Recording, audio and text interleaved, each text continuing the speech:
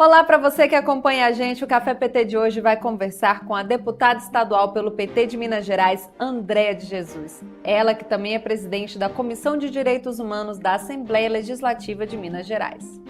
Pega sua caneca e vem tomar esse café com a gente.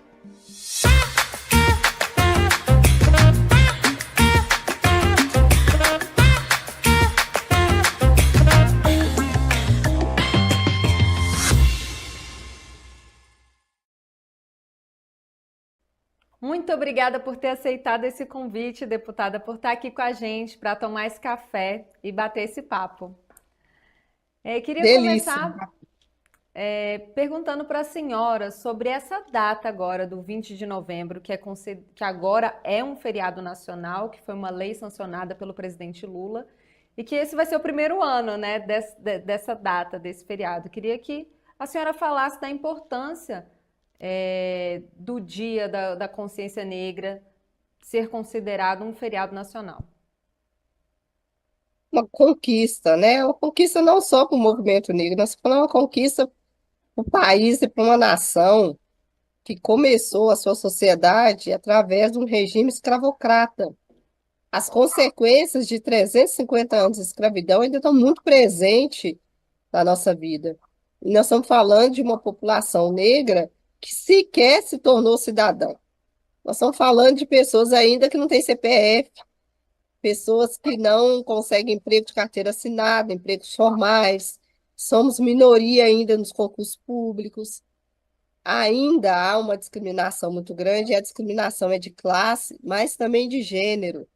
A maioria das mulheres negras, chefe de família, nem sequer tem direito à maternidade, né? Elas denunciam o genocídio da juventude negra como um impedimento para a gente ser mãe.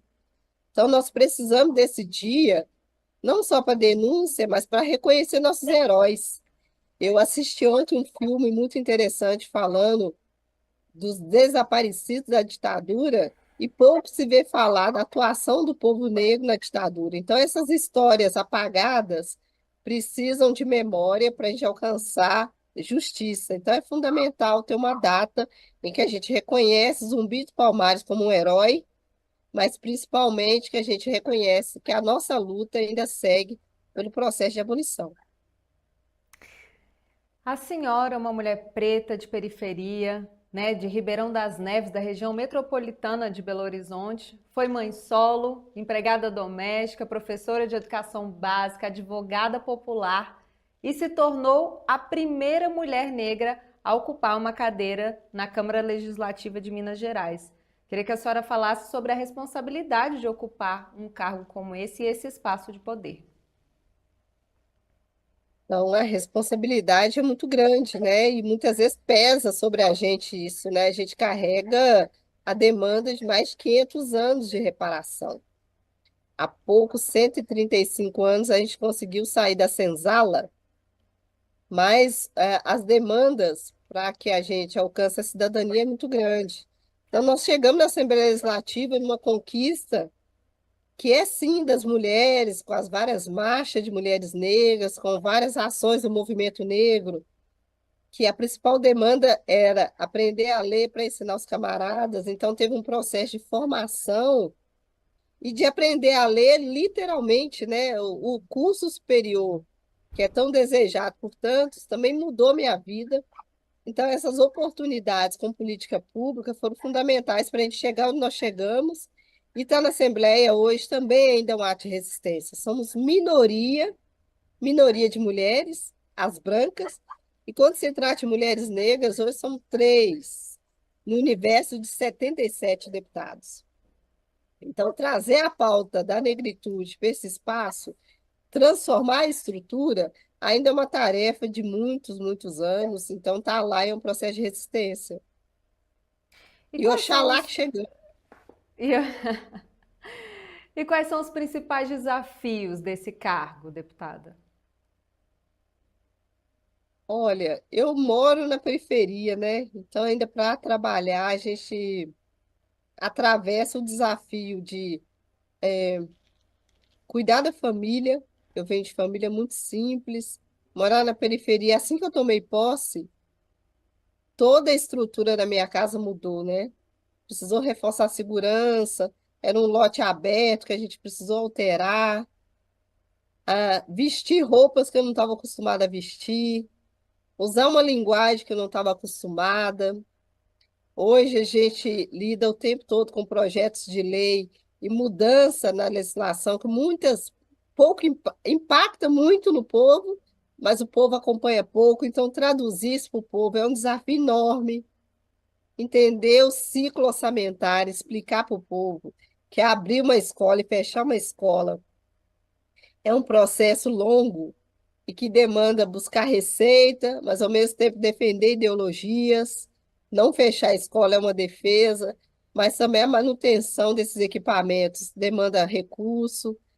Então é um desafio. E estar lá dentro ainda no momento em que havia uma polaridade muito grande, né, entre esquerda e direita, Bolsonaro e Lula, é sempre também lidar com muitas ofensas, e ofensas que não têm nada a ver com a rotina de trabalho, com o trabalho parlamentar, mas que é usado para diminuir a gente. Então, é um processo de resistência permanente, né? É aprender, resistir, resistir para chegar, resistir para permanecer e atender o povo que mais precisa, né? O povo negro, as mulheres, as domésticas, como eu fui. Esse é um resumo do que é hoje estar ocupando um espaço de poder em disputa, né? Não sai daí, o Café PT volta já já.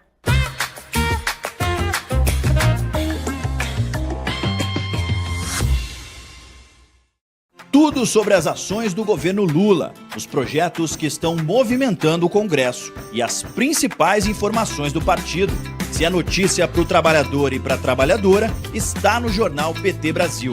Ao vivo, de segunda a sexta, às 13 horas, com reprise às 22 horas, direto de Brasília para todo o Brasil. Assista pelo canal do PT no YouTube, PT Sat, canal 1313, Rádio PT ou nas plataformas de streaming da Rádio PT. O que é notícia no Partido dos Trabalhadores e das Trabalhadoras está no jornal PT Brasil. Se liga no programa que está agitando a TV PT. Pode tremer! O videocast para a juventude que gosta de política e para quem acha que não gosta também. Toda quinta-feira, às 18 horas, com reprise às terças no mesmo horário. Assista pelo canal do PT no YouTube, PT Sat, canal 1313, Rádio PT ou nas plataformas de streaming da Rádio PT. Não dá pra perder, né?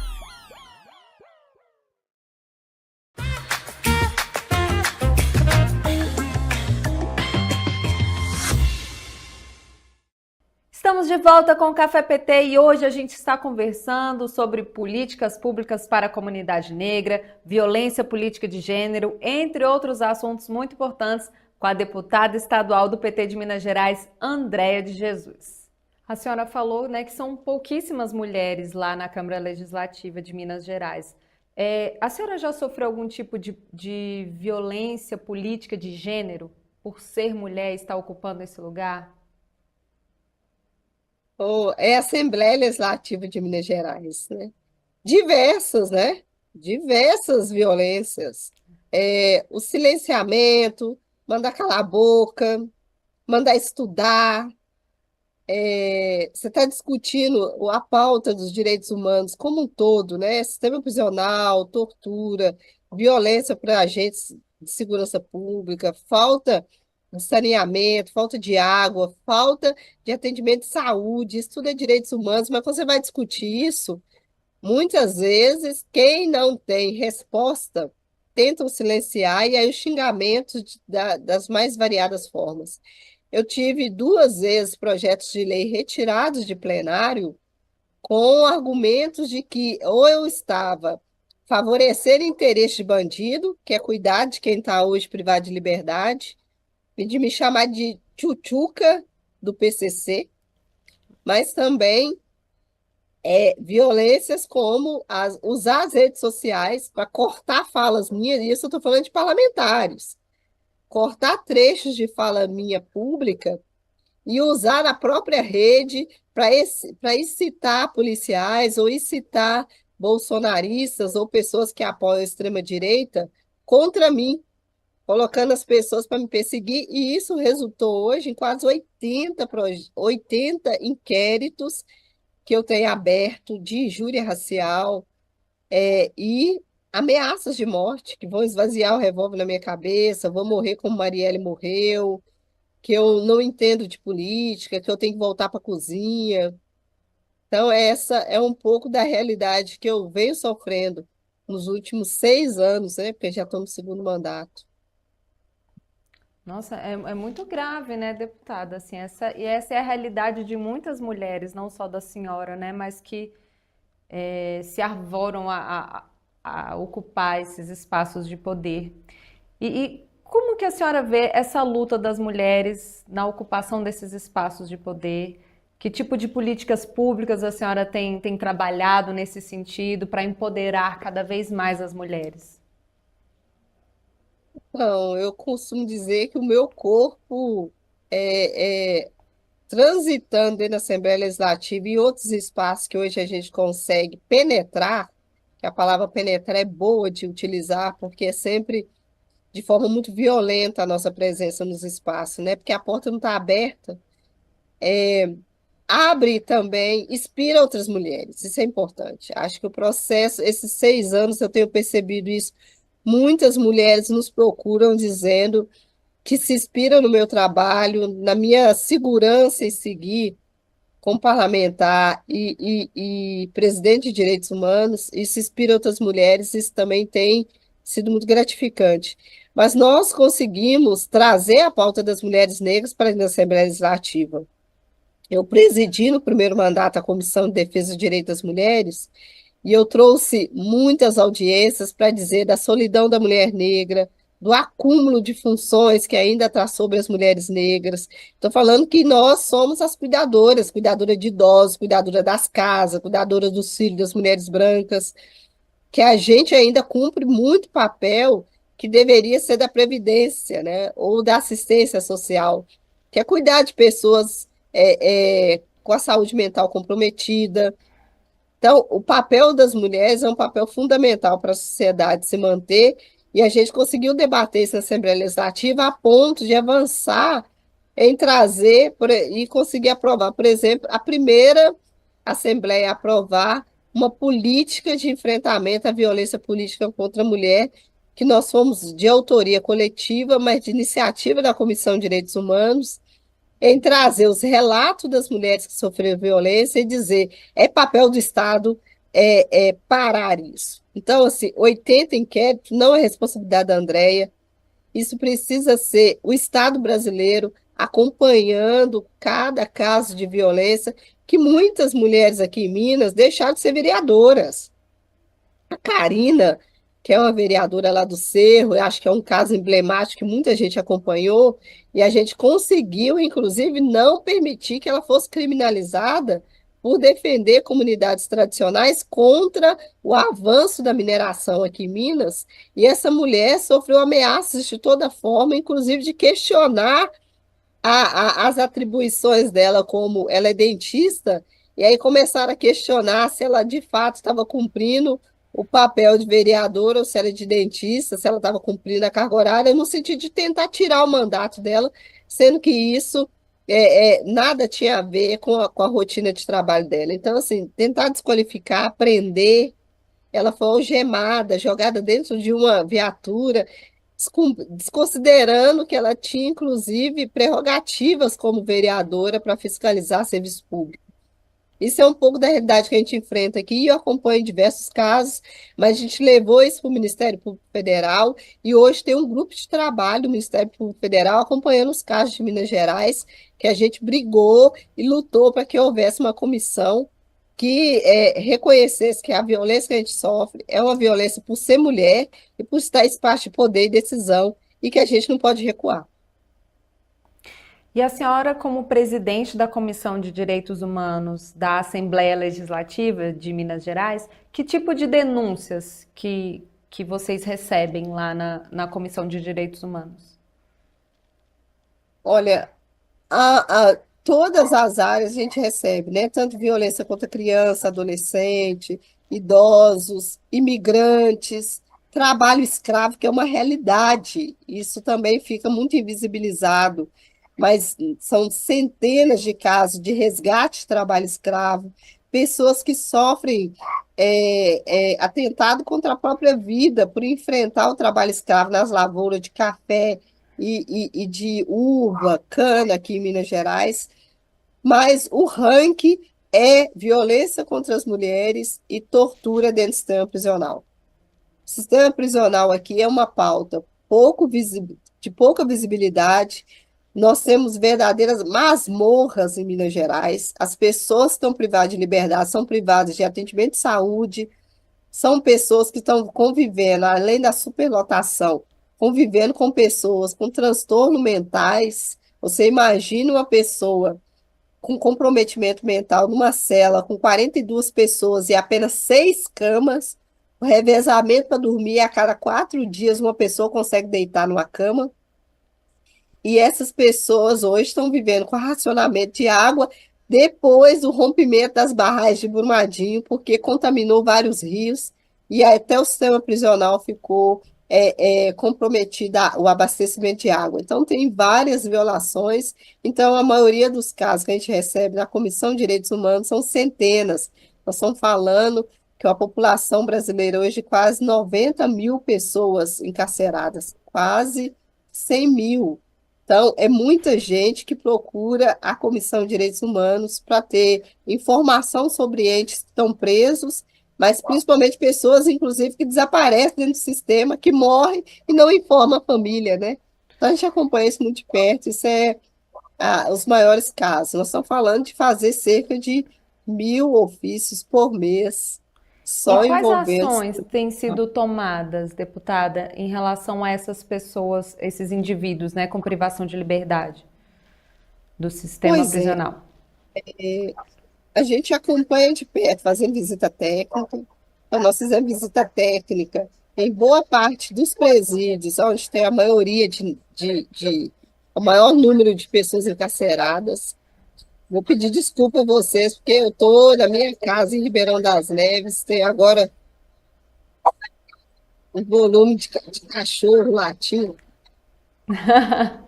Nós fizemos Sem visita problema. técnica.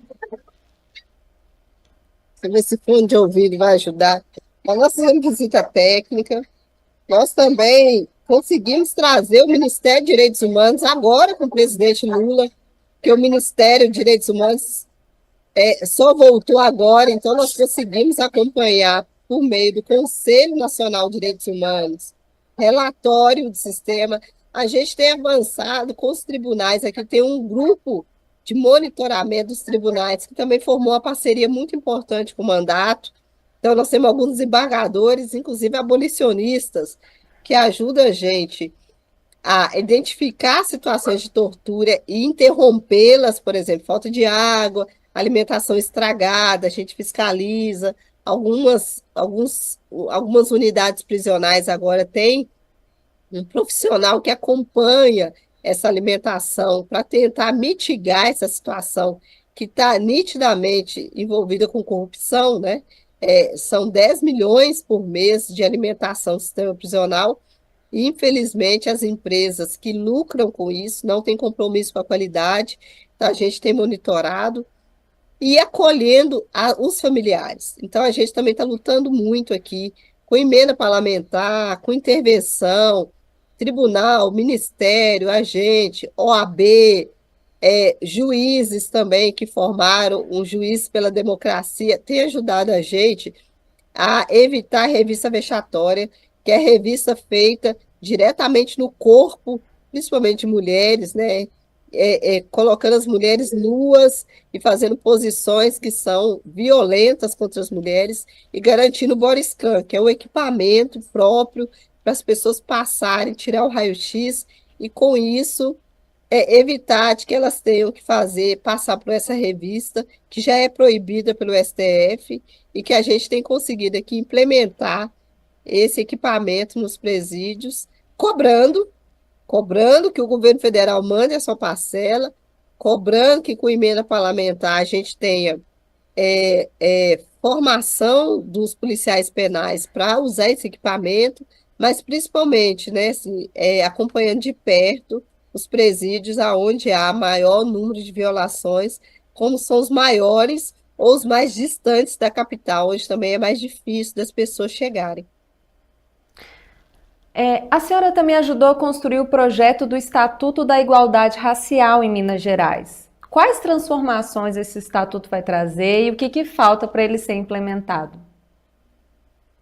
Então, nós estamos num momento crucial, né? Nós estamos fechando o ano, depois de ter feito um seminário grande, financiado pela Assembleia Legislativa. Isso é importante dizer, que foi uma grande conquista a gente conseguir fazer com que a Assembleia investisse numa pauta estritamente racial, e a gente circulou o estado todo buscando construir com o povo, né? Então foi um processo mais democrático que eu já tinha visto na Assembleia Legislativa, que foi um projeto construído com as regionais. Aqui em Minas Gerais são 853 municípios, é um tamanho de muito maior do que muitos países, então são dezenas de quilômetros acompanhando o povo, e a gente tem propostas muito boas. Eu chamaria atenção para a criação de um fundo de combate ao racismo, um fundo para que haja políticas de igualdade racial. Por que isso é fundamental? É fundamental porque a gente precisa ampliar as escolas quilombolas no estado. Nós precisamos de concurso público específico para comunidades quilombolas indígenas. Nós precisamos também de um fundo que possa tratar o combate ao racismo, gerando emprego e oportunidade para o jovem negro. Nós precisamos, e as propostas foram muito importantes, de formação para os agentes de segurança pública, porque a maioria das ações violentas e letais, elas acontecem principalmente em operações policiais em comunidades muito vulneráveis, como favelas, ocupações e assentamentos. E a gente também avança no sentido de pensar a política de combate ao racismo disputando orçamento. Então, também foi muito importante esse debate, porque as pessoas já perceberam que não se trata de uma política isolada, mas ela precisa passar pelas políticas que já existem. Então, nós estamos falando na favela precisa de um olhar para que o crescimento populacional da favela seja respondido com políticas de moradia, que a juventude negra da favela precisa de oportunidade de emprego, e para isso elas precisam estudar em escolas integrais e integradas. Não dá para ela ficar ociosa o dia todo, então precisa ampliar essas vagas de escola.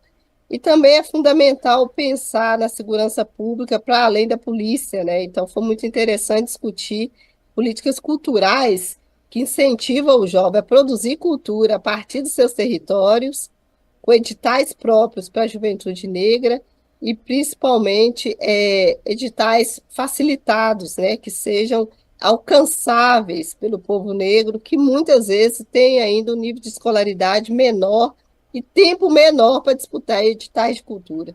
Acho que isso é um pouco do que a gente discutiu e que chamou muita atenção, porque há uma maturidade hoje do povo negro ao discutir políticas de igualdade racial, pensando no orçamento, pensando na receita que o Estado vai precisar para enfrentar o racismo. Daqui a pouquinho a gente volta com mais Café PT.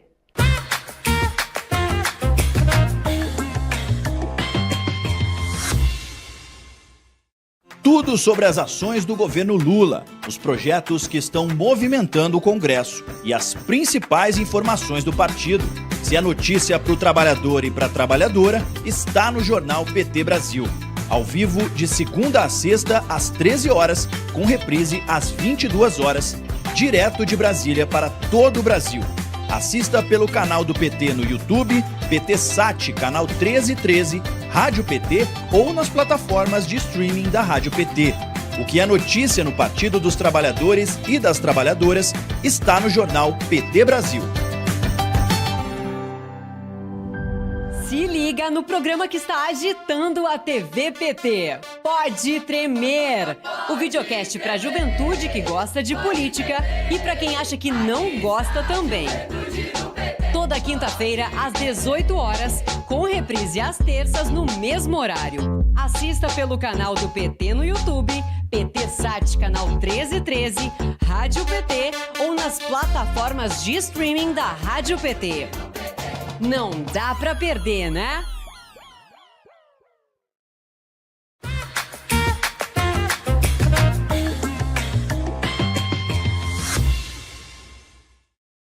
Estamos de volta com mais um Café PT e hoje a gente está conversando com a deputada estadual pelo PT de Minas Gerais, Andréia de Jesus.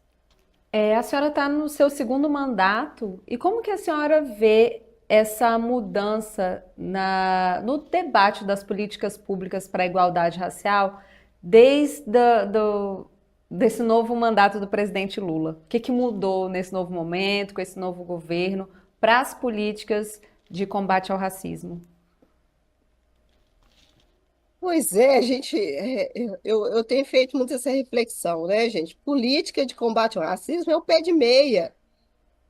Nós estávamos enfrentando a evasão escolar com uma juventude deixando de estudar para ir trabalhar, para trabalhar ainda na lavoura, para trabalhar ainda na enxada, para ser doméstica, que as nossas meninas de 12, 13 anos ainda são empregadas domésticas, ajudante, estão ali carregando compra no supermercado.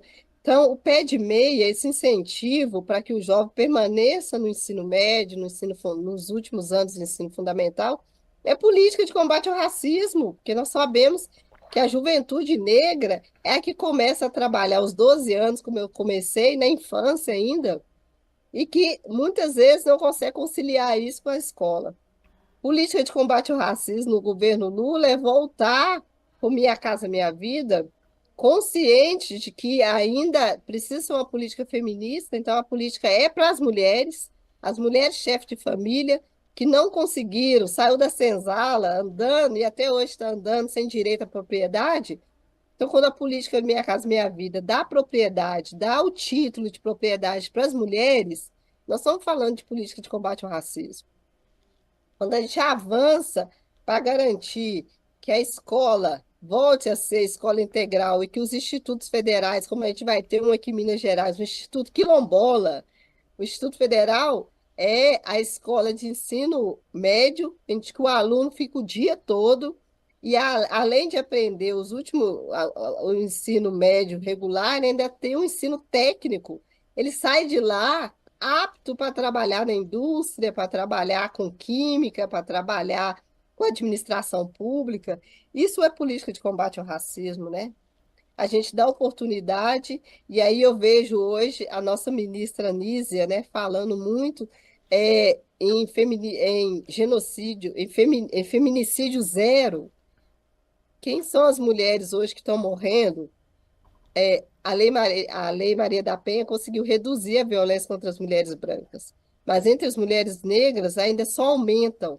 Então, quando a gente fala de feminicídio zero, nós estamos sim cuidando da população negra e dizendo que toda vida importa e as vidas negras importam, e nós precisamos combater o feminicídio entre as mulheres negras com política, com oportunidade para as mulheres trabalhar, com a EJA aberta, porque as nossas meninas engravidam muito cedo, deixam a escola e elas precisam voltar a estudar à noite, que nessa EJA tem um espaço para levar o bebê delas. Então, isso tudo é política de combate ao racismo, né? Precisa desmistificar que política de combate ao racismo é política voltada para as mulheres negras, para a juventude negra, e que elas estão presentes nas outras políticas, né? De saúde, de educação, de segurança.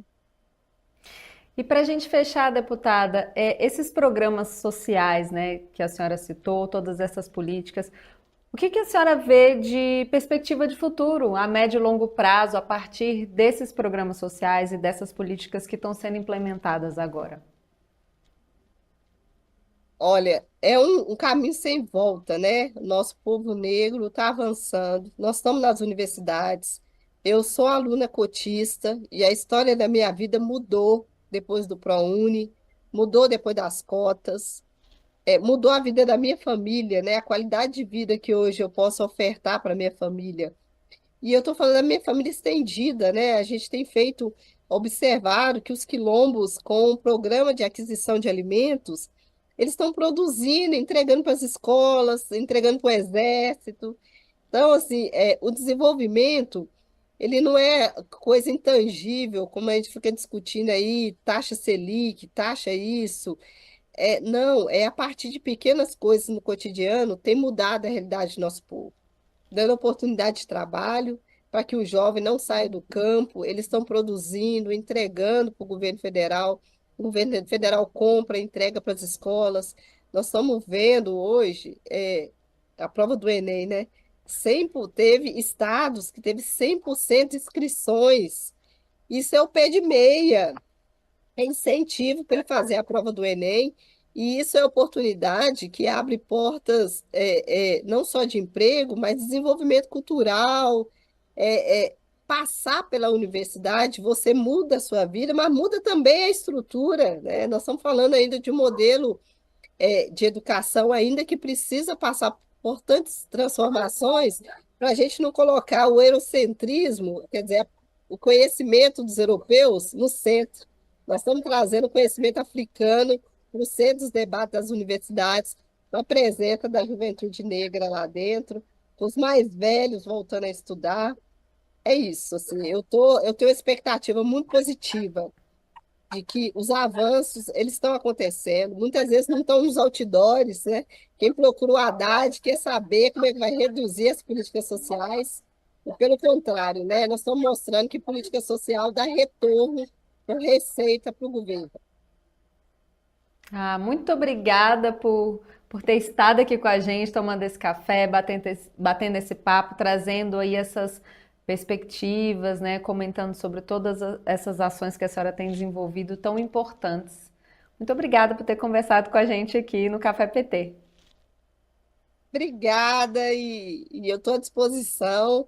Se quiser tirar dúvida também, pensa aí, entra nas minhas redes, vai acompanhar um pouco do que tem sido cuidar do povo negro, com a consciência de que nós somos a maioria, e graças a ter encontrado apoio num partido que também tem me apoiado para estar nos espaços que hoje eu ocupo, e só gratidão.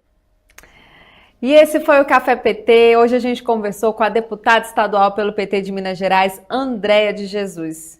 Bom, obrigada a você que esteve com a gente aqui, obrigada pela sua companhia. Se você gostou, curte, comenta, compartilha, manda para os amigos. A gente se encontra no próximo programa.